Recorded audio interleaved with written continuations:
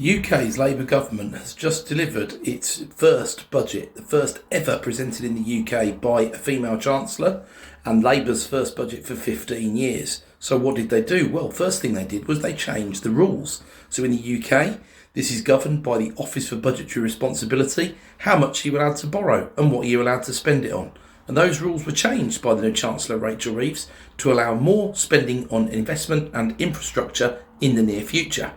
Over the next 5 years, Labour is not just borrowing to fund investment, but it's also taxing in order to keep ever-growing public services in business. So ultimately, the population, like in many Western nations, is getting and continuing to get older, and there are fewer workers for every one who is retiring.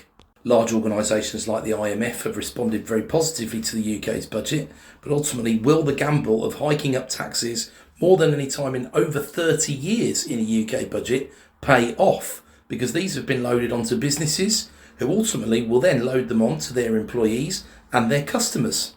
Some UK business sectors are really going to be struggling on the back of this budget, including hospitality, leisure and retail, who generally employ staff around the minimum wage, which is being forced up, and much larger cost to businesses might mean empty properties and less leisure choices for the population there.